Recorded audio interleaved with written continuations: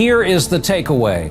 Unless the world changes course quickly and dramatically, the fundamental systems that support human civilization are at risk. We're likely to see hundreds of millions of what we'll call environmental refugees. As coastal communities like this one are at risk and in the worst case scenario could disappear altogether. In the coming centuries, New York could be abandoned, its famous landmarks lost to the sea.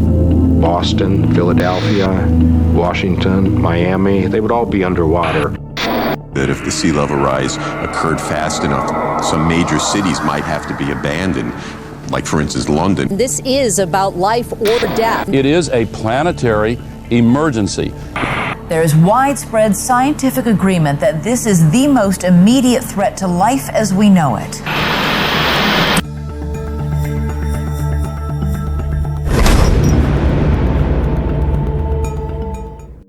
Do you ever wonder how global warming became such an enormous crisis?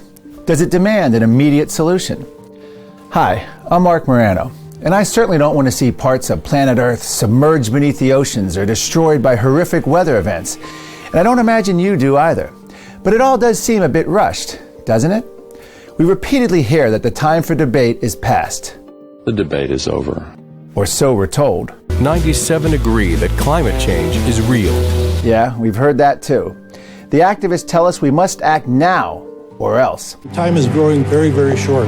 President Obama is the last president with a chance. So if it feels as though you're being rushed, maybe you are. Prominent scientists from around the world reject claims of a climate catastrophe. In fact, growing numbers of experts see the whole issue as a sleight of hand, a climate hustle.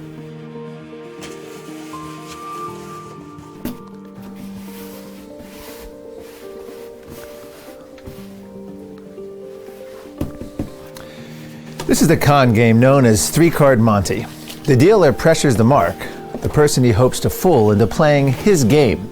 It's a simple game of deception designed to lure a person into thinking he can predict which of the three cards is the Queen of Hearts.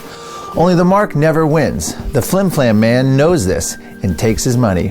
When the people pushing to get you into the game, the ones who are predicting a calamitous future due to global warming, don't show their cards, it is a hustle. They tell us we need to get rid of the fuels that power our homes and cars and factories and cities and economies. But global warming fears have led to the government regulating our light bulbs and thermostats and vehicles. And now there are even proposals for carbon ration budgets for every man, woman, and child on the planet. Open up or we'll bust it! Energy police, we're here to check out your power consumption. Oh, look at this, a microwave! Hey, plasma TV. Extraordinary claims require extraordinary evidence. Yet climate activists claim the debate is over, that no scientists disagree, and that we face a certain calamity unless we act now before it's too late. These are the hallmarks of a hustle. In this film, we're going to show you all the cards. You'll hear from scientists from prestigious institutions worldwide, including NASA, Princeton, the University of London, Georgia Institute of Technology, University of Pennsylvania, and many more. Some have won Nobel Prizes, and many are former or current UN climate panel scientists who have now turned on the UN. You'll see all of the cards. And we'll let you decide for yourself if they are playing it straight. Or if you are being hustled.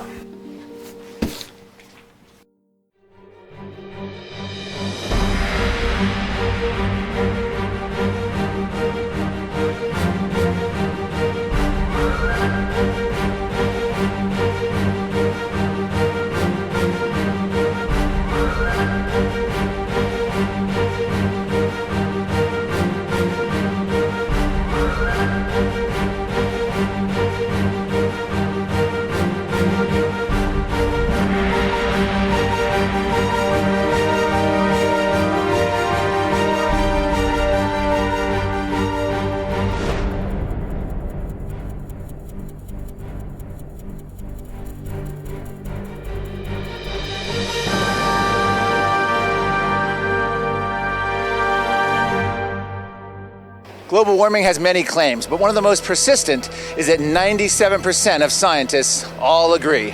Between 95 and 97% of scientists agree that climate change is happening now. 97% of experts say this, 3% say that, and conservatives are saying, I'm going to go with the 3%. That's not conservative. That's Trotskyite radical. I'm an AP environmental science teacher, so I teach high school environmental science. And yes, we like to tell our students that the majority of science, all of them in fact, do agree. I wanted to have it smart scientists, 10 out of 10 smart scientists agree. If we'd had this interview, Mark, 10 years ago, I would have said, I've never thought about climate. I assume all the scientists who are reporting and telling the President and the Prime Minister of England are right. I didn't have any reason not to accept the judgment of my colleagues. You know, the consensus and the whole IPCC process, and, you know, I bought into it. You know, don't trust what one scientist says, trust what these hundreds, thousands of international scientists have come up with years of deliberation. When somebody asked me 8 or 10 years ago, Leighton, what's causing global warming? I said, well, I guess it's carbon dioxide. That's all I'd ever heard. Any wisps of doubt that human activities are at fault are now gone with the wind. So I bought into that and supported the consensus. Do you think it's global warming? Yes. Well, yes. Do you, James? Yeah. We're unanimous. We all think it's global warming. Science does not function by consensus, and most certainly not by politically driven consensus. In fact, the history of consensus in science is terrible. From Galileo right the way through the beginning of the 20th century, when 95% of scientists, for goodness sake, believed in eugenics. Science has to, by its very nature, be skeptical. So basically what you get is you get hundreds of scientists that just repeat what they've heard. You know, in the medical community, it might have been years ago, you know, all medical experts, all doctors agreed that stomach ulcers were caused by, you know, stress and spicy food. Professor William Schlesinger, who served as a UN climate panel lead author, freely admits that very few UN scientists are climate experts. There's actually a huge range of different disciplines represented there. I'm going to have to give you a guess. That's something on the order of 20% that have some dealing with climate. The fact that there are people sort of who are nominally there does not really mean that they support what is going on. I mean, Working Group 2 was essentially run by a small clique of people. Automatically a small group forms that runs the thing. And unfortunately that small group, I would think, are not the most representative or the most balanced or the most unbiased of people. Out of 100 scientists, 97 agree that climate change is real. At this point, who's refusing to accept the science? Well, I guess we could agree to disagree. That's that's an advertising ploy. I don't think it means anything. I don't think 97% of people who look at the climate data critically share the opinion that anthropogenic emissions of CO2 is the primary driver of climate. The 97% estimate is bandied about by basically everybody.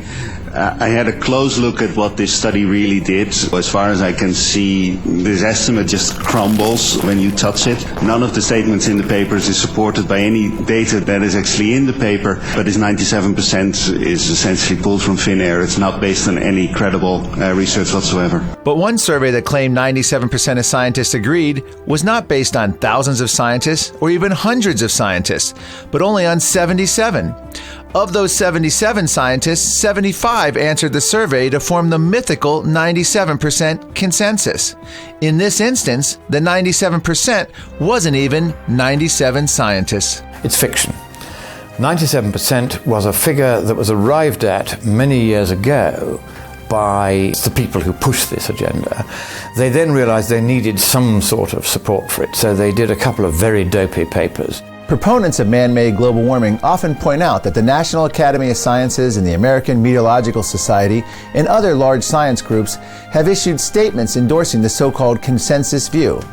But not a single one of those scientific organizations that have issued these very dramatic statements agreeing with the IPCC and the Royal Society actually polled their scientist members and showed that a majority of their members agree. Many scientists who do not agree with the statement attributed to all of them. They never poll their rank and file. But it's nothing new. If we were here 100 years ago and I was in the psychology department, I'd be telling you that by the science of craniology, black people are stupider than white people, West Europeans are smarter and more creative than East Europeans. This was called phrenology. And all the data and statistics they could line up and shuffle supported it. And everybody believed it. To me, these kinds of claims of settled science, it's really antithetical to the scientific process. It reflects confirmation bias, groupthink. So it's simply propaganda.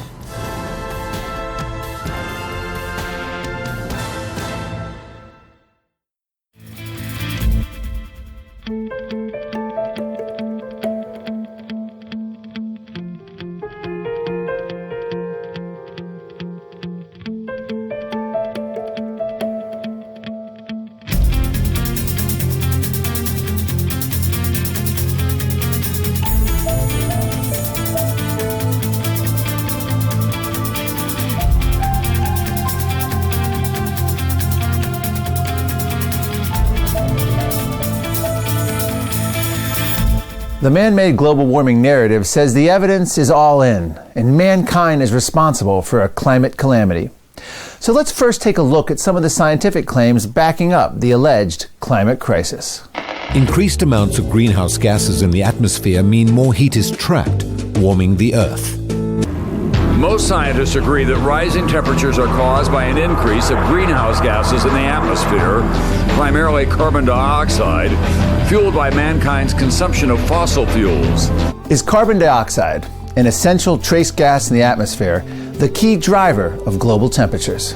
The CO2 we are putting into the atmosphere right now is going to add to warming for decades into the future. So you can get to a situation where the oceans will begin to boil.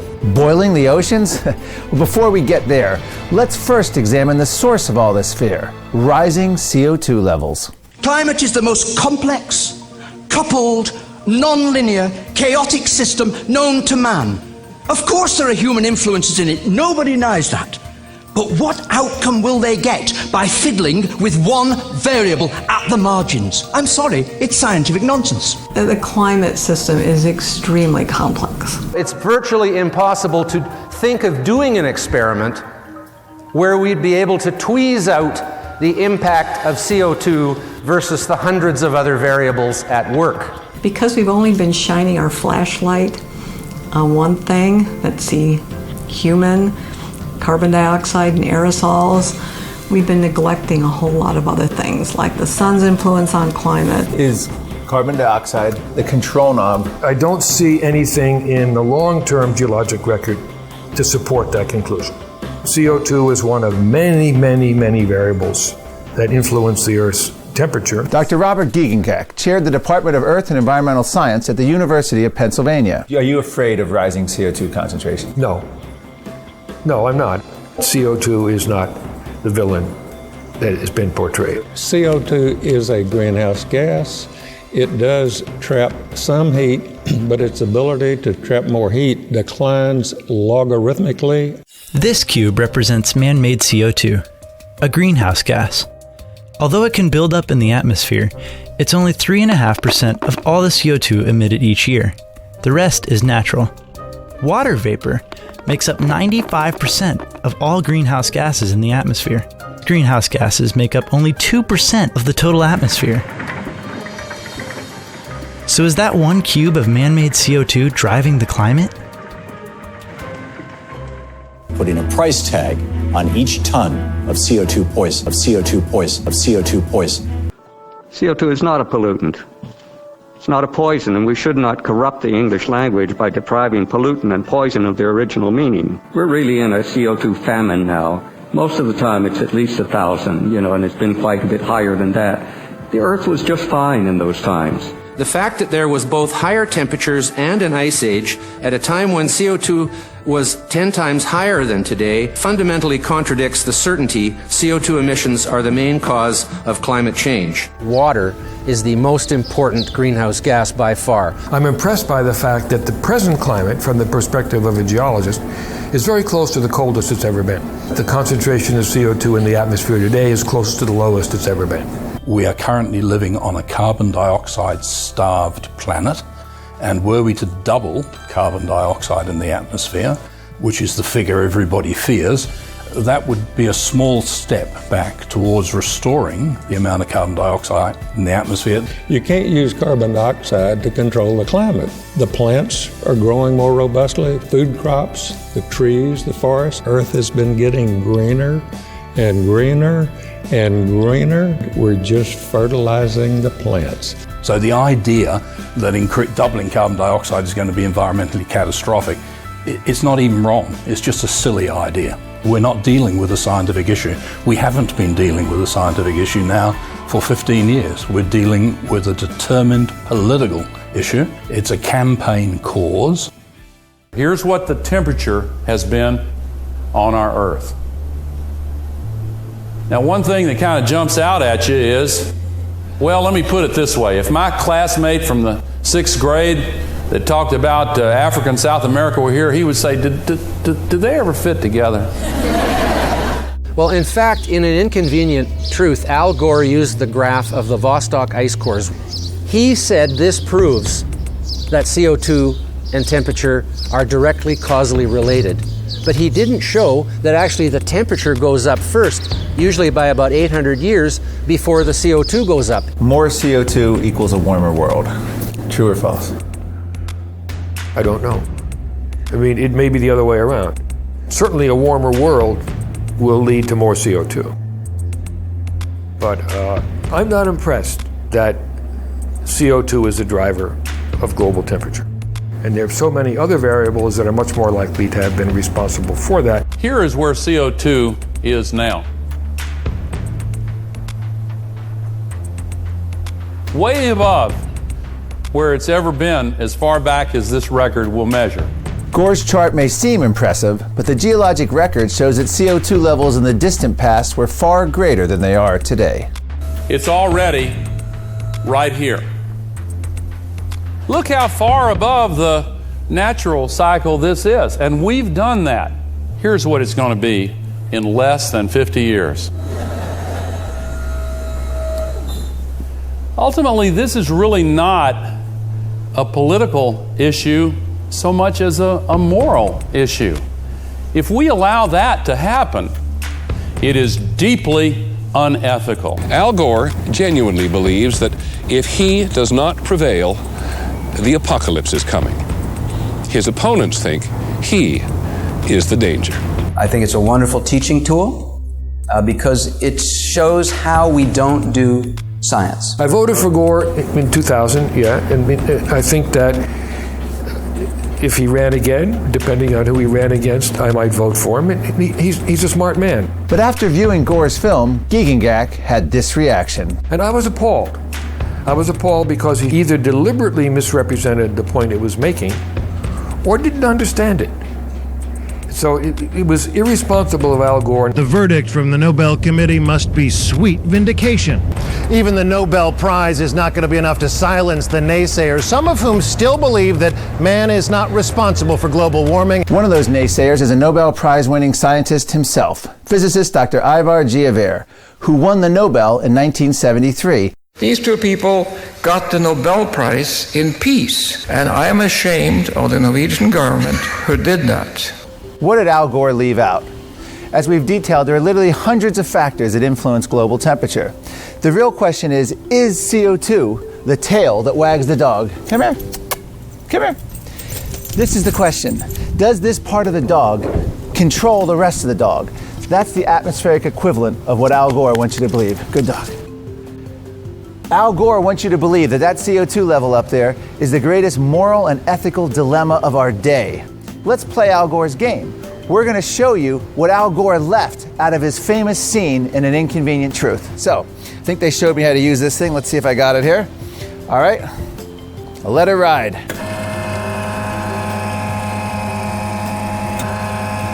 All right, steady, thank you. Here we are. This is the CO2 level Al Gore wants you to be alarmed at, 400 parts per million.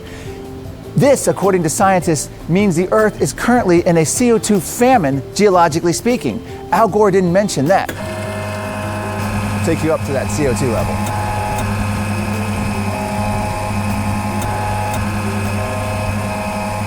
Okay, Al Gore did not mention the fact that there are quite literally hundreds of other factors, according to scientists, that influence our global climate. He downplayed all these hundreds of other factors.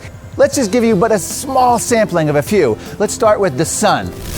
Oh, okay, that's pretty bright. The sun is one of the key drivers that Al Gore tries to diminish. Volcanoes. Whoa, that's a big one. Is that Mount Pinatubo? Volcanoes and the lack of atmospheric dust have had a big impact on our climate. There's also cosmic rays. There's also solar system impact. There's also tilt of the Earth's axis. Whoa, okay. Okay, steady it out. We're listing. Okay, all right, we got it. There's also atmospheric circulation. Okay. Wind tunnel testing. There's also water vapor. There's also methane. And yes, that does include the infamous cows belching and... Oh, really? Yeah, flatulence. Okay. Oh, no. Get it back. Get back. No. We don't need that. All right. You got clouds, reflectivity of the earth, albedo. You have forests, land use policies, soils, and ocean cycles. Okay. We have a situation here where all these factors come together. This and many other factors that Al Gore left out. And all of these, whoa, the wind is blowing. It's not simply CO2 or the sun, CO2 or the oceans, it's CO2 versus hundreds of other factors influencing our global climate system into a perfect atmospheric storm, raging all the time.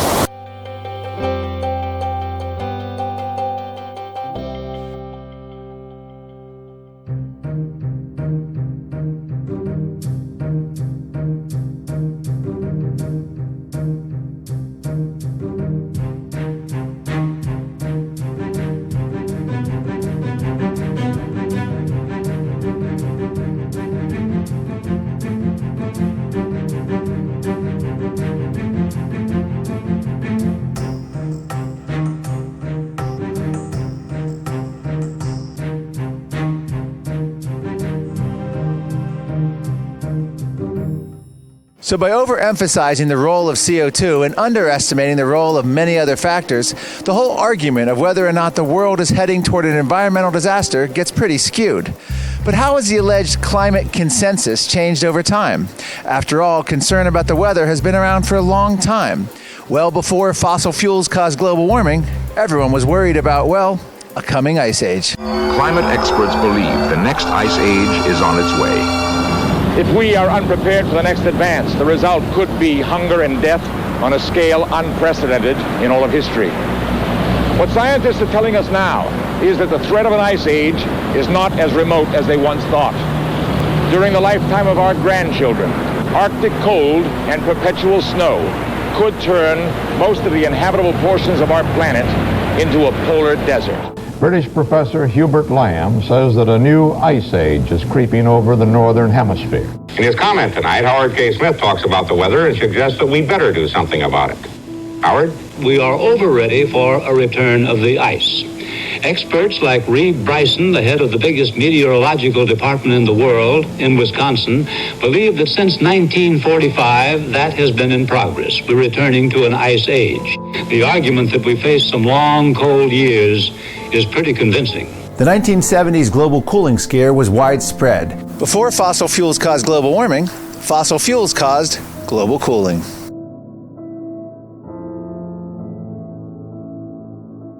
We've never been warned like this before, all of us, about climate change.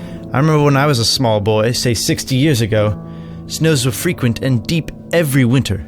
A change in our climate is taking place. Snows are less frequent and less deep. Thomas Jefferson said that. A considerable change of climate must have taken place in the polar regions. The Greenland seas have been covered in ice, which in the last 2 years entirely disappeared. This was reported by the president of the UK Royal Society. No, not the current president, but Sir Joseph Banks, president in 1817. Here's a more recent quote. There are ominous signs that the Earth's weather patterns have begun to change dramatically, with serious political implications for just about every nation on Earth. This was from Newsweek magazine in 1975, but it wasn't about global warming, it was a warning of global cooling. 1988 was the year the UN formed its climate panel, the IPCC. 1988 was also the year that NASA's James Hansen testified to Congress about the urgency of global warming. It was orchestrated in part by then Senators Al Gore and Timothy Wirth. It was a key moment when global cooling was officially put to bed and the conversion to global warming occurred. Years later, a PBS Frontline episode lifted the curtain on the sort of illusions that politicians employed to kick off their climate campaigns.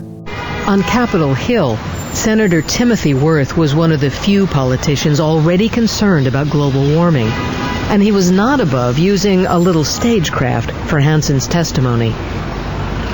We called the Weather Bureau and found out what historically was the hottest day of the summer. So we scheduled the hearing that day. Did you also alter the temperature in the hearing room that day? And what we did was that went in the night before and opened all the windows, I will admit, right? So that the air conditioning wasn't working inside the room. Dr. Hansen, if you'd start us off, we'd appreciate it. The wonderful Jim Hansen, who was wiping his brow at the table at the hearing. Number one, the Earth is warmer in 1988 than at any time in the history of instrumental measurements. One of Hansen's former supervisors explained that Hansen's dramatic testimony was not well received at NASA. We were somewhat appalled. We were certainly embarrassed. We did not muzzle our scientists at all. I probably would have been removed had I tried to cut off Jim Hansen's funding. After all, he had Al Gore on his team. Well, that was pretty revealing. But even that kind of stagecraft isn't enough to completely fool the public. You have to keep the people in the dark. And by the way, 3-Card Monte is just another version of the old shell game. So let's see what's next in the cards.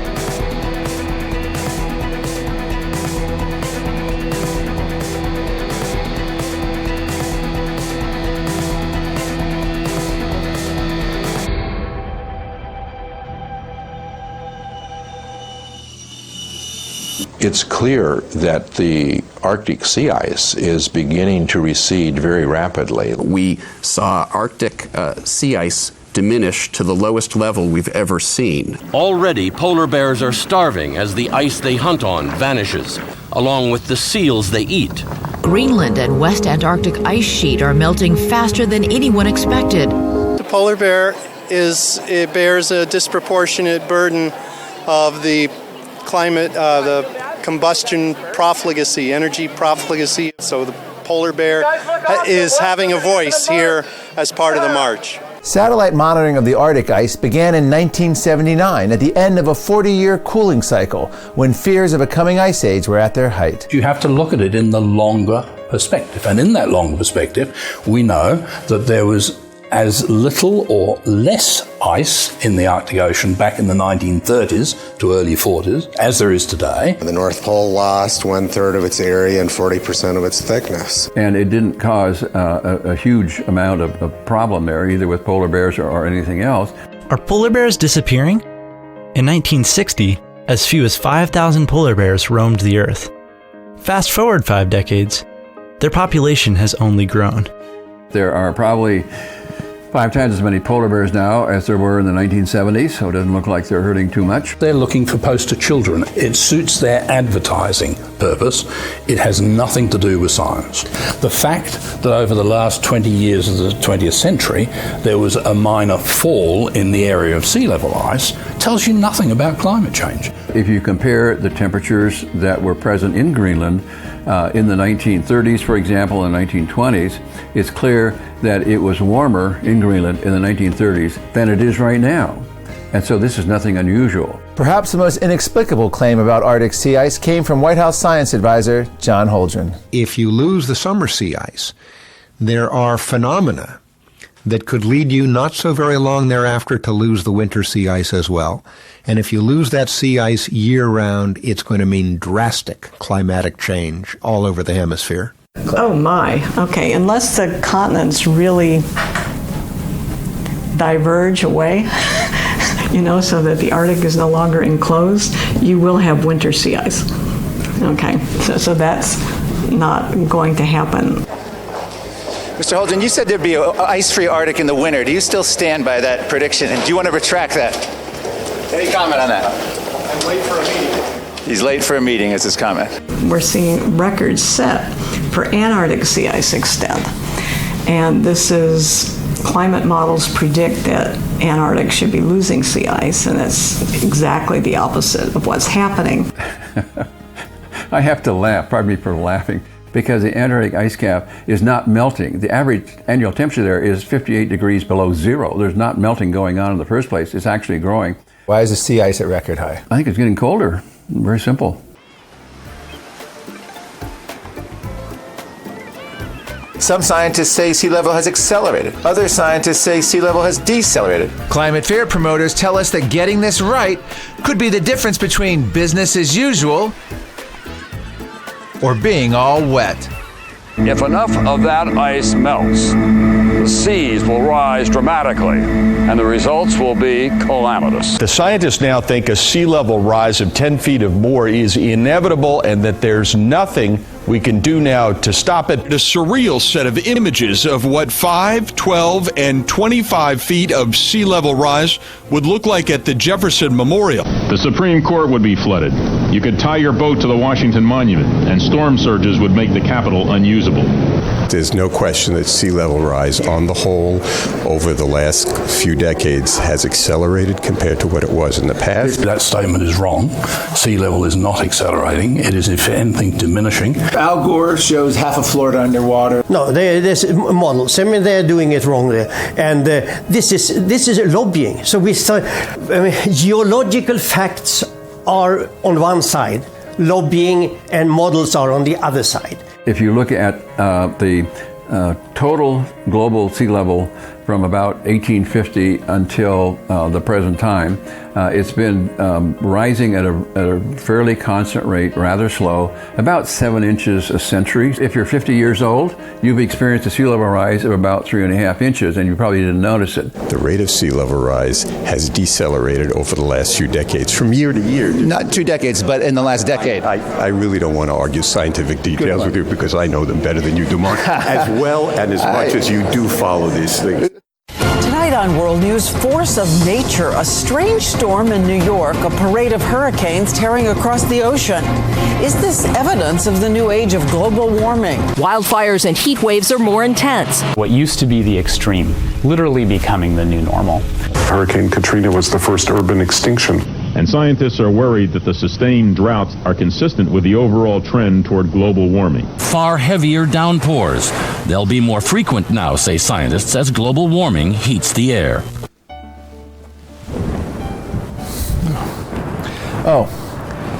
It's easy to get lulled into believing these wild claims because we hear them over and over again. But if you don't want to be hustled, you have to check the deck.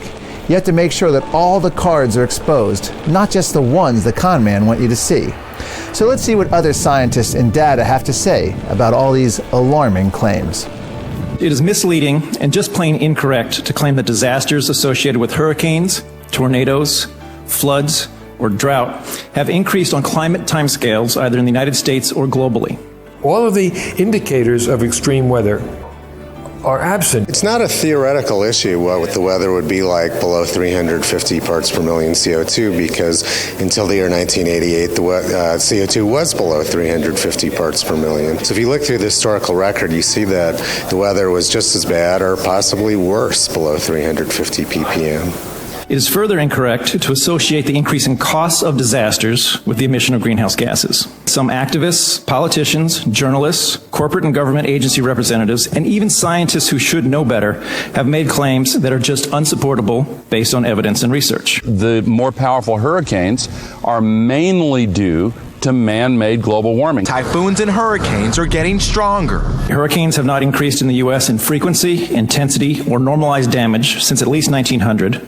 The same holds for tropical cyclones globally since at least 1970, when we have good data. We are in the weakest hurricane period since records started being kept in 1900. Of course, our hurricane luck could run out at any time, but the data shows that anyone claiming an increase in hurricane activity due to global warming is off base. The forecast from hell. Why America may see more killer tornadoes. Tornadoes have not increased in frequency, intensity, or normalized damage since at least 1950. And there's some evidence to suggest they've actually declined. And if you look at NOAA plots of severe tornadoes, they've actually generally been declining since the 1970s. And it's making the droughts much more likely and more intense. Globally, and I quote from a recent paper in Nature, there has been little change in drought over the past 60 years. Drought has, and here I quote the IPCC, for the most part become shorter, less frequent, and cover a smaller portion of the U.S. over the last century. A record winter of rain and flood. More evidence of global warming. Floods have not increased in the U.S. in frequency or intensity since at least 1950. And remarkably, flood losses as a percentage of U.S. GDP have dropped by 75% since 1940. Unfortunately, the climate models, and this is very important for you to understand, you can take a look at the ensemble of the United Nations climate models. They are failing at the 95% level. They're predicting too much warming. I'm not impressed by the ability of the models to model the past or to model the future. They say when they do the models, the current warming can only be explained by CO2. Well, it's simply untrue. It can be explained by a whole host of other factors. They just choose not to consider those factors. The models tend to overreact to carbon dioxide by warming the Earth much more than what has actually happened. I think the models are basically flawed. Temperature records have been altered considerably. Particularly in the U.S. Historical Climate Network. The alterations in general result in a cooler past and a warmer present. The temperature record has essentially doubled in trend over the last 30 years due to adjustments and siting issues. The Earth is hotter now than ever, and humans are to blame. The hottest year ever in recorded history. I'm running in the park on Saturday in shorts thinking, this is great, but are we all going to die? You know, I can't figure this out. We've all heard the hype about the hottest years on record, but satellite data tells us that global temperatures have held steady for almost 2 decades through early 2016. Even the ground-based measurements backing up these so-called hottest year claims reveal differences of only a few hundredths to barely tenths of a degree, almost immeasurable. Even if the pause ended today, the nearly 20-year standstill in temperatures defied predictions of a planet in crisis. 0.8 degrees is what we're discussing in global warming. 0.8 degrees. If you ask people in general what it is, they think it's 4 or 5 degrees. They don't know it's so little. It's not even fever. I call this sort of stuff kindergarten science. The fact that the temperature was warmer at the end of the 20th century than it was in the preceding 100 years is such a piece of kindergarten science. It's true, and it's completely meaningless in telling you anything about climate change. The Earth has a fever that is growing more and more intense. I do not believe the Earth has a fever because it's colder now than it has been through most of the history of life. As you can see on the so-called hockey stick graph, it looks like a hockey stick lying on its side there. You can see the temperatures all the way back to the year 1000. I didn't like it when I first saw it. And when I saw that curve, 2 things occurred to me. One, I missed the medieval warm phase, which is very, very well documented. And most people who've looked at the medieval warm phase think that the temperature was higher then than it is now. And the second thing I saw, there's a kink in this curve, and the kink exactly coincided with the change in the way the measurements were made. And that should raise the suspicion of any scientist. There hasn't really been any statistically significant warming since 1998. Okay. This is in spite of 25% of the anthropogenic carbon dioxide has been put in the atmosphere since 1998. You've had a long period with no warming, and now accounting for more than half the satellite record. So this is the big mystery, and it's exactly, until we have a good answer for that, I say we don't have any particular confidence in attributing the warming of the last quarter of the 20th century.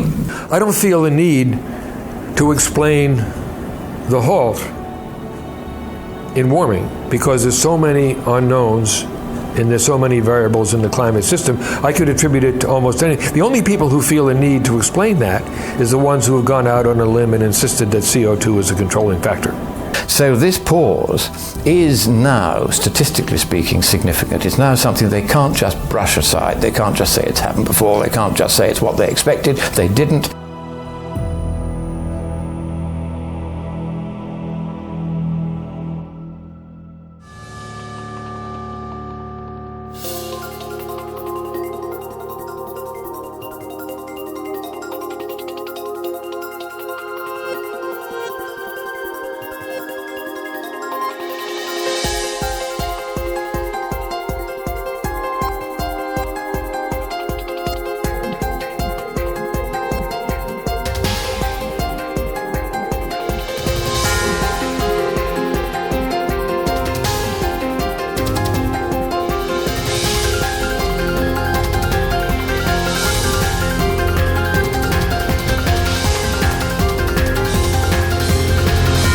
Sounds like claims that the debate is over and the science is settled don't hold up very well under scrutiny. Extreme weather events are not increasing. Global temperatures are not alarming.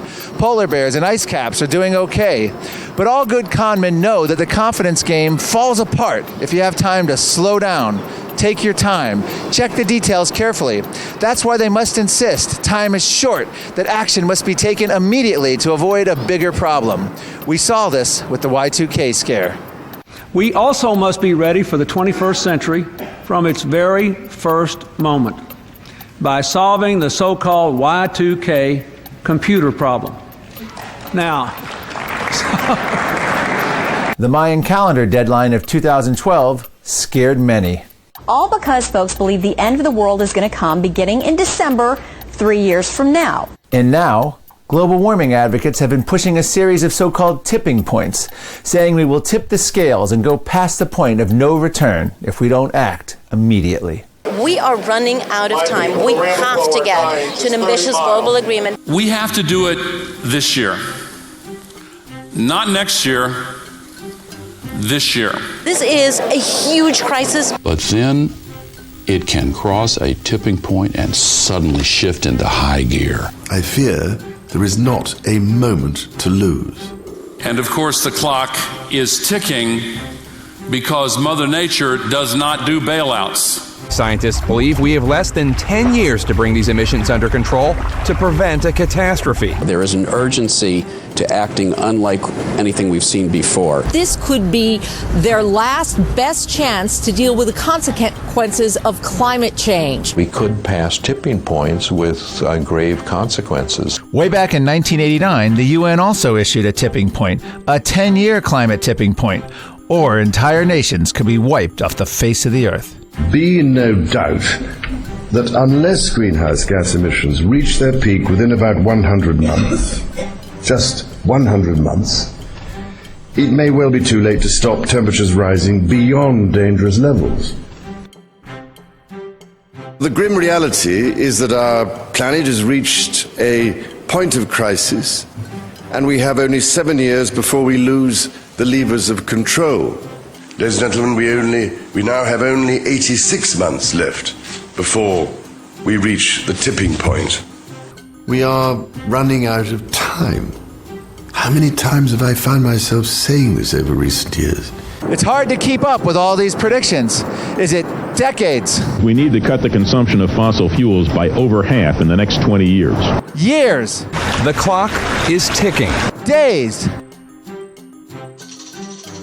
Hours. Now? We have to do something right now to stop global warming. Why do tipping points persist in the climate debate? The experts often don't know any more than you and I about what's going to happen in the future. So the idea that climate scientists have this crystal ball and they know what's coming, I find that very hard to believe. There was global cooling, and prior to that there was the population bomb. You know, millions of people were going to starve to death because we couldn't possibly feed this many humans. There's always something. It installs fear. If you think that your house is going to be underwater in the next 10 years, course, you're going to be frightened and you're going to be willing to accept things that are being proposed by other people. And we should also understand that psychologically, there's obviously something in us as human beings where we have been primed to always be worried about our survival and our existence. So we are very predisposed to a narrative that says, we're all going to die, we're all going to die. Creating artificial deadlines and telling people to hurry, hurry, hurry is an easy way to pressure them into making poor decisions. But there's another way to convince people and trick them into handing over their money. It involves the use of magic.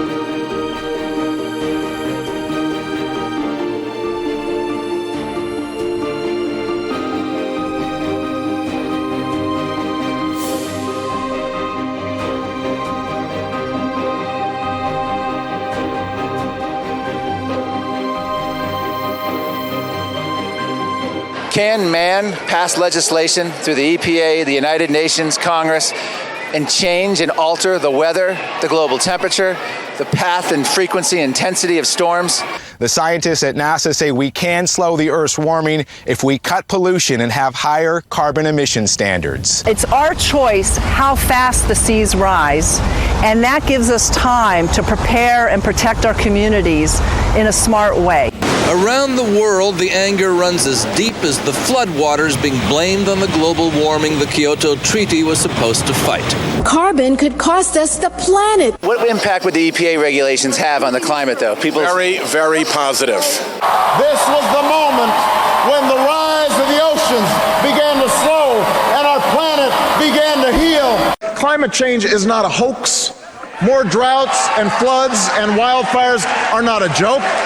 They are a threat to our children's future. And in this election, you can do something about it. You can do something about it. You can do something about it. When President Obama says this will be the time that the waters started to recede because I'm elected, it reminds me of King Canute, who took all his advisors down to the shores of England and said, "See how powerful I am? Tell the waters to go out." What is the real tipping point number? When do we have to act by it? The real tipping point for me is that governments stay below 2 degrees Celsius of global warming. Not doing it will be catastrophic. And basically, none of the crops will grow. Most of the people will have died, and the rest of us will be cannibals. Civilization will have broken down. What the few people who are left will be living in a failed state like Somalia or Sudan. So try to attribute a given weather event due to added CO2 or whatever is impossible. And I think we're misleading the public by telling them that we know why climate is behaving the way it is. And I would love to be able to think we can control climate, when of course it is indeed going to have to be adaptation, flexibility, but to an outcome that we don't know, because I actually don't know what climate they're wanting to produce for us. And actually I don't think they know either. Today, a form of climate astrology has taken hold, where every bad weather event is somehow used to prove man-made climate change. Has our modern society advanced? Today, global warming is blamed for causing or worsening a whole range of issues, including prostitution, airplane turbulence, crime, rape, car thefts, and barroom brawls. That's right, your morning cup of joe could become a thing of the past. But a new study is dark with no sugar. It says climate change has the wild Arabica coffee plant headed for extinction. In fact, anybody who eats is under threat from climate change. Several liberal lawmakers are pushing a resolution to warn women that climate change could make them vulnerable to, quote, sex work transactional sex. As a woman, does it worry you that unchecked global warming will lead to prostitution? That's pretty ludicrous, yeah. U.S. Senator Debbie Stabenow of Michigan has claimed, global warming creates volatility, and I feel it when I'm flying. I don't know who's paying for these studies or who, where do these people get their salaries? I mean, this stuff is so ludicrous, but there's this whole cottage industry. Will a carbon tax prevent airline turbulence? Changes in disease trajectories, all kinds of implications that we can't even fully fathom. Global warming is even affecting the dead.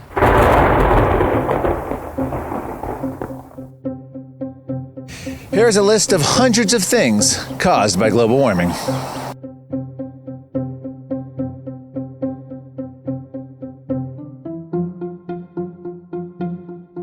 Sacrifice to prevent climate change is now being proposed. When you see that charge in the wall, you have to now say, okay, that's contributing to global warming pollution. I have to pull that charger out of the wall. In 2010, the Japanese government told its citizens to go to bed 1 hour earlier in order to fight climate change. Are we under siege from nature? Is the planet angry? We've been taking Earth for granted. Now I guess it's paying us back. Witches were once blamed for bad weather and crop failures. The severe conditions and climate brought about crop failure, starvation, disease, death, and social unrest. Dr. Sally Baliunas of the Harvard-Smithsonian Center for Astrophysics explained how the severe conditions of the Little Ice Age in the Middle Ages created a perfect atmosphere for witchcraft trials. They said for 100 years, such a storm had not been seen. The storm was deemed so unusual in this period of superstition that it had to be unnatural. It had to be supernatural. Every night on the news now practically is like a nature hike through the book of Revelation. Legal philosopher Jean Baudin in 1580 noted that witchcraft was the most terrible problem facing humankind. Again, a very modern note. No challenge poses a greater threat to future generations than climate change. Now, there were skeptics who stood up, but they were often accused of, or threatened to be accused of, sorcery to squash any debate. When I tell environmental activists that global warming itself is not something to be concerned about, environmental activists attack me. Any feeble notes of humane skepticism had to be wrenched out of society. They shun me, and they do not allow me to have my materials published in their various magazines and so on. Any country which tolerates these skeptics will be struck by plagues, famines, and wars. And many other superstitions were common in other cultures. In 1450, Aztec priests encouraged people to sacrifice blood to the gods to end severe drought that decimated corn crops. They ended up sacrificing thousands of people in a few weeks. In 1846 in Australia, Aborigines blamed the bad climate on the introduction of the white man in Australia. In 1933, Syria banned the yo-yo because they thought it caused drought. During the 1940s, some blamed World War II for causing weather extremes. Global warming, climate change, global climate disruption, global weirding. It's been called many names. Global weirding, that's really what we're going to face. What actually happens in climate change is that the weather gets weird. The hots get hotter, the dries get drier and longer and wider. The rains get heavier, the snows get thicker. The weather gets weird. The continued identification of every severe weather event or forest fire or whatever with global warming hasn't stopped, even though the IPCC itself found very little linkage between human-caused global warming and these extreme weather events. That doesn't seem to stop the advocates who are continuing to use science in a misleading way. In 2000, global warming activist Michael Oppenheimer told the New York Times that he bought a sled for his daughter, but it's been sitting in the stairwell and hasn't been used. Snow is a thing of the past? Children won't know what sledding is. What did the activists say when the snow started piling up? This is global warming, even though it's freezing. Right, well, and that's why I don't like the phrase global warming. I like climate change. Yeah, it's going to get hot, but you're also going to have snow in the summer in some places. Every day we are getting new evidence of the effects of man-made climate change. Today, the Northeast Plains and lower Midwest are digging out from another round of snow and freezing rain. It's consistent with what you'd expect. The message went from global warming causes less snow to global warming causes more snow. So Boston, as of this point, is in its number 2 snowiest winter. Is this all part of climate change? I think it is. More snow, less snow, forest fires increase, forest fires decrease, malaria increase, malaria decrease, more fog, less fog. Winter's warmer, winter's colder. So no matter the outcome, they can claim they predicted it. I tried to ask Oppenheimer about his sled comment in 2000, given that this is the snowiest decade ever recorded for the U.S. East Coast, according to meteorologist Joe DeLeo. But my interview with Oppenheimer was unexpectedly cut short. 2000 New York Times, you mentioned you bought your daughter a sled, but she hadn't been able to use it. And then, of course, now we're in Dr. Oppenheimer has to testify in his Yes, he does. Okay. Prepare. All right, well, thank you. Perhaps next time we can ask Oppenheimer about his daughter's sled. And just where is global warming hitting the hardest? Scientists called it ground zero for climate change. Behind us is really ground zero. We're ground zero for climate change. Florida is ground zero. I've noticed in my driving now that I'm seeing armadillos, places where I've never seen them before, much farther north than I've ever seen them in the past. Now let's go back, and the same ABC News is touting the little armadillo as proof, yes, you guessed it, of global cooling. Signs of cooling have already begun. They began about 1945. Homely things like the flight of the heat-loving armadillo from Nebraska to Mexico. The armadillo holds a distinction of being used as evidence of global cooling in the 1970s, and now is being used as evidence of global warming. Throughout history, the sun, the moon, the planets, and the stars were often considered magical. Almost anything could be blamed on the skies above. Today, it seems like almost anything can be blamed on climate change. Bad coffee crops, armadillos migrating north or south, tornadoes, mummies decaying too fast. These are the new measures of global warming.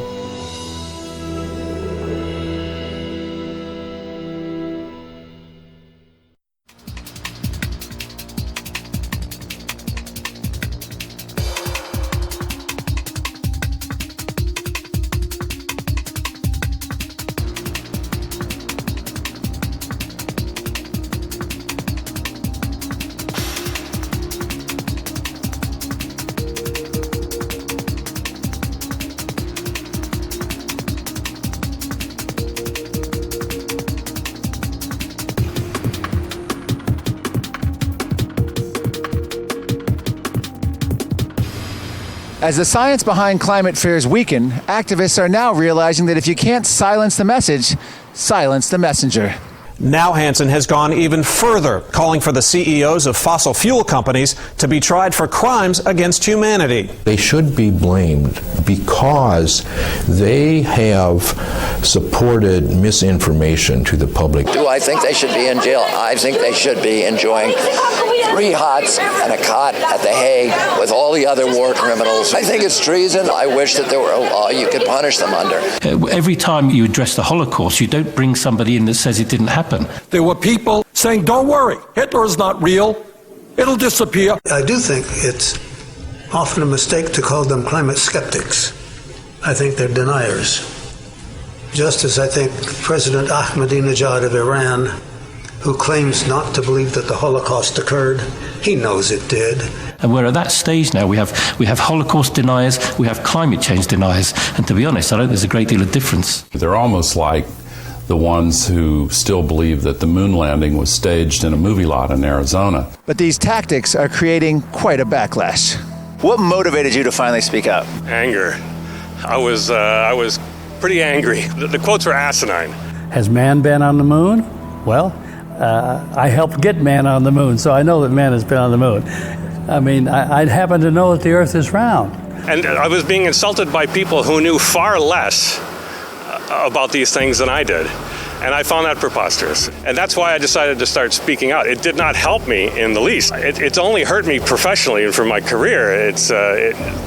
But you can't sit back and take that kind of thing. Either they ignore you or they ridicule you, and that's not the scientific method. And so this hate speech, which is the one thing the climate left knows how to do, is backfiring badly on them now. Far from being scared off, more and more prominent scientists are re-examining the evidence about man-made global warming and are reversing their views, many of them politically left. Former French Party Socialist member and award-winning geophysicist Dr. Claude Allegre was one of the first scientists to warn about the dangers of global warming in a 1992 letter titled World Scientists Warning to Humanity. But Allegre took another look at the evidence, and he has now reversed himself. But you're known here in France for saying that climate change is not man-made. Do you stand by that claim? Yeah, absolutely. The CO2 is in a very short proportion in the atmosphere. But my point is, nothing has proved this is man-made climate change. Green guru and scientist James Lovelock was one of the leading voices of man-made climate alarm.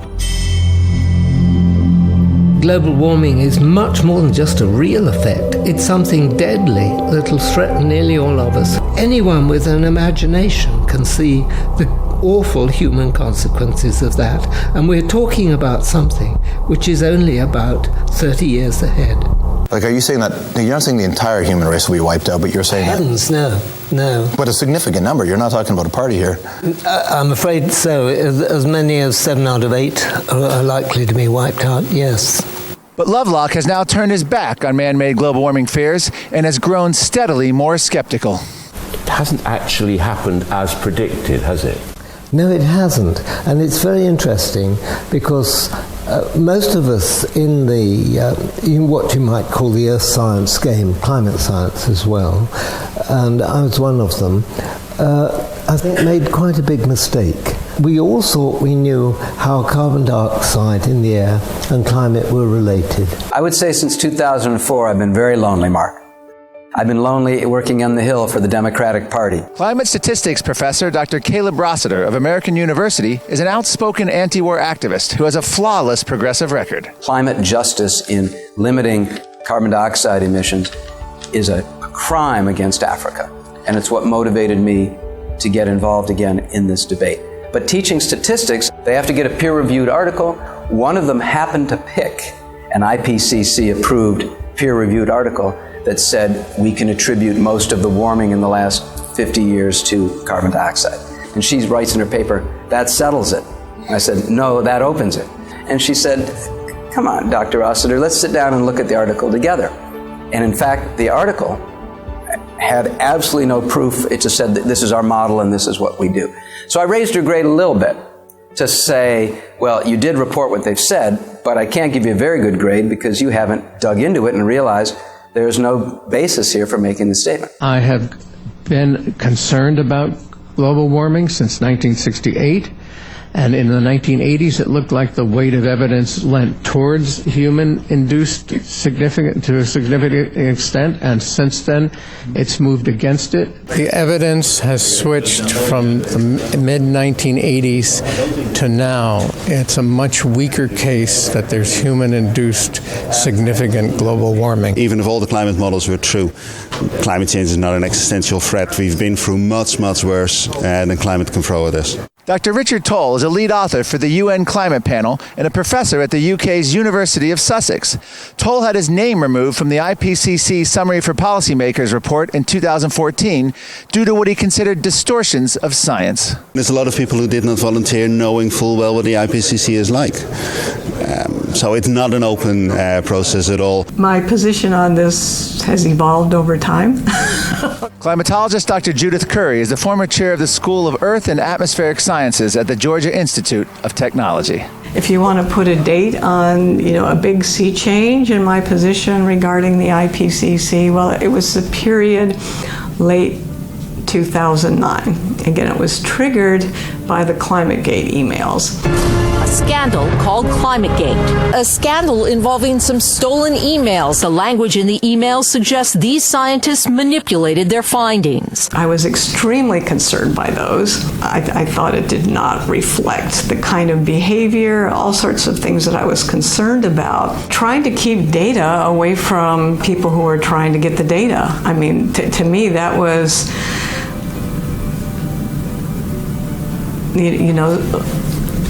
something that they should absolutely have been making the data available when somebody comes along and wants the data. By the time you get to late spring of 2010, I had been ostracized by the mainstream, the consensus, and had really been pushed over to the other side, if you will, by attacks For Greenpeace, which I was involved in the beginning of, it was the threat of all-out nuclear war. We cared about humans because our focus was to stop nuclear war and the destruction of human civilization. That's the peace in Greenpeace.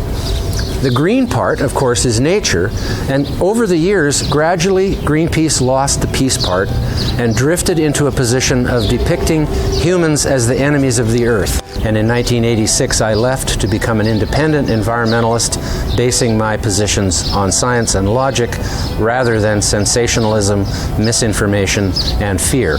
There is no scientific proof that human emissions of carbon dioxide are the dominant cause of the minor warming of the Earth's atmosphere over the past 100 years. It's actually not very much about the science. It's always been about economic and political choice. I come from the left wing politically. Climate science and these costs are subprime science, subprime economics, and above all, subprime politics.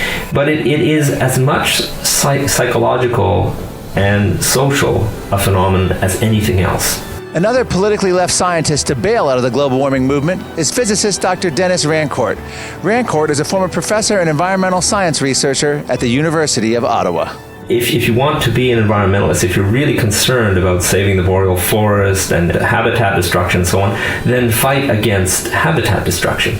Don't go off into this tenuous thing about CO2 concentration in the atmosphere. There was a epiphany for me in the early 90s. I became skeptical then, but I didn't do anything. I started to write a book on the humongous impact that Earth's old CO2 levels used to have.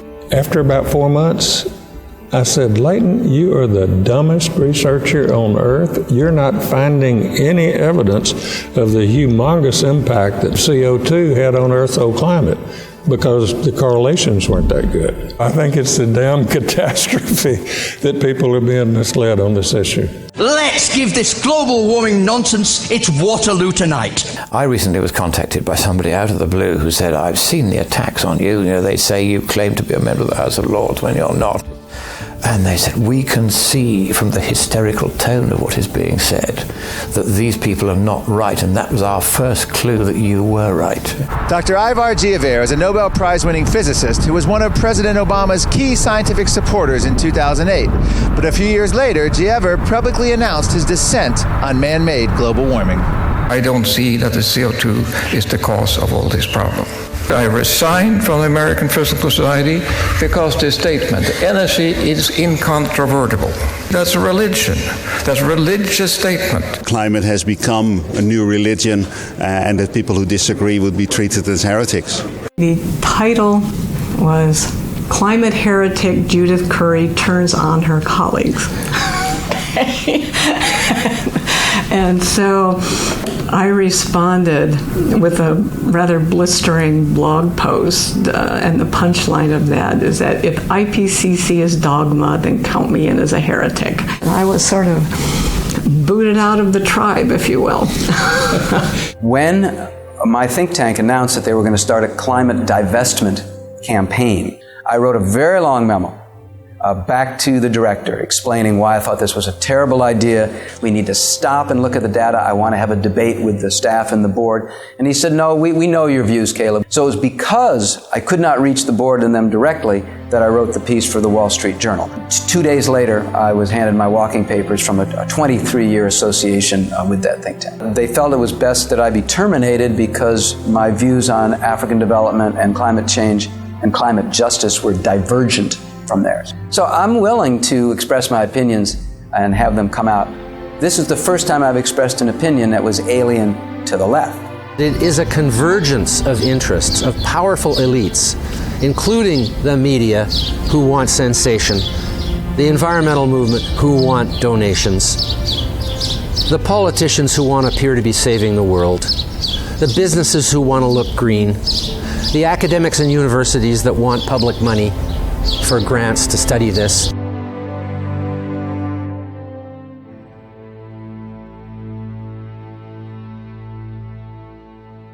So let's review some of what we've seen, because there's certainly no shortage of claims that man-made global warming will result in an ecological disaster with the world's very survival at stake. The evidence for this claim is severely lacking. By virtually every measure, from global temperatures and climate model predictions to polar bears, sea level rise, and extreme weather events, the claims of climate fear promoters are either falling short or going in the opposite direction. Then there's the claim that rising levels of carbon dioxide are a major threat facing humanity. Scientists point to geological data that shows CO2 and temperature are not in lockstep, and CO2 is drowned out by many, many other variables. We've even looked back and forth at the history of climate change claims. We've seen scientific consensus move from a coming ice age to a boiling planet, and we've discovered that throughout history, concerns about the weather have been used to generate fear and manipulate the public. We've examined the claims that an overwhelming scientific consensus exists for man-made global warming, the oft-repeated notion that 97% of scientists agree. We've shown that this alleged consensus is merely an illusion, carefully crafted by what amounts to an ideological effort to promote global warming fears in their so-called solutions. And we've shown that an increasing number of prestigious scientists are re-examining the evidence and are challenging the climate claims being put forth by the United Nations, Al Gore, and climate activists, and being hyped by the mainstream media. We've seen a lot, but we've not seen all the cards just yet, because there's still one more deck. One more deck to explain much of what's behind the global warming movement. In our next film, we will complete the picture of the climate change grand narrative and the agenda behind it. Outrage growing over the co-chair of a UN climate change panel saying this: one must say clearly that we redistribute the world's wealth by climate policy. One of the ways it will drive the change is through global governance and global agreements. We will look at the financing of the climate establishment and the big green movement behind it. It is absolutely true that the money available for global warming statements and research is driving academia right now, and people line up together. The Sierra Club took $26 million from natural gas, and Michael has the audacity to try to imply that skeptics are fossil fuel funded. You also had a financial interest, given that $250,000 came from Hollywood, Barbara Streisand, to fund you. We will expose the hypocrisy of many of the politicians, Hollywood celebrities, and other top climate campaigners. For instance, did you know that just air drying your clothes for 6 months per person saves 700 pounds of carbon dioxide? People criticize Leonardo DiCaprio, who's made comments like, "I'll fly around the world to fight global warming." They'll criticize Al Gore because of their carbon footprints and lifestyle. Yeah. Does that take away? Are they the best spokesmen? My brother, that is such a... That's the obligatory question. Yeah, that's a question that you shouldn't be asking here today, because that defies the spirit of what this is about. So, anyone who attacks Leonardo DiCaprio is either a coward or an ideologue. We'll look at how kids are being fed climate fears from a very young age. Global warming. 30 years? That won't affect me. Please help the world. Like getting your dad to insulate the loft, or taking your next holiday by train instead of flying, or buying energy-saving light bulbs. Now, no pressure at all, but it'd be great to get a sense of how many of you might do this, just a rough percentage. That's fantastic! And those not? Philip and Tracy. That's fine, that's absolutely fine. Your own choice. Okay, class, thank you so much for today. Oh, just before you go, I just need to press this little button here. Now, everybody, please remember to read chapters 5 and 6 on volcanoes and glaciation. We will look at some of the, odd solutions to global warming. Maybe things like hygiene, where we've now normalised showering every day, sometimes twice a day. That means we have to change our clothes every day. They've called for, quote, radical and immediate degrowth strategies in the U.S. We need, radical, almost overnight change. The only way to stop runaway climate change is to terminate industrial civilization. And some other solutions that are just plain terrifying. You're not endorsing dismantling physically a violation of the law or any kind of eco-terrorism, are you? It depends on the circumstances. So that's not out. It's a possibility. Means necessary, we mean by any means necessary. Okay. We would support it. I call this human engineering. And what it involves is the biomedical modification of human beings. We can make humans smaller. So reducing the average height in the US by just 15 centimeters, for example, would mean a mass reduction of 23% for men and 25% for women, with a corresponding reduction of the metabolic weight of 15 to 18%. Obviously, less people would exert less pressure on the natural resources. And making fertility management ubiquitously available. Because we are already exceeding the planetary carrying capacity. Africa is projected to have more people than China or India by mid-century, more than China and India combined by the end of the century. And this is one of the causal factors that must be addressed. We will reveal how new global warming-based energy restrictions are leading the world into energy poverty. And finally, we'll take a detailed look at how the so-called climate change solutions will not only impact the world's economic health, but will have devastating impacts on the world's poor who struggle to survive without running water or electricity. There's over 1 billion people in this world with no electricity. The effort to fight global warming by reducing CO2 emissions, by reducing our use of fossil fuels, harms the poor around the world more than anybody else. We're being asked to spend $50 billion a year to have no impact on global climate. That, I think, is unconscionable morally. Thanks for watching, and I look forward to seeing you for our next film. This is Mark Morano, and I hope you will start asking hard questions and examining the evidence about global warming fears for yourself.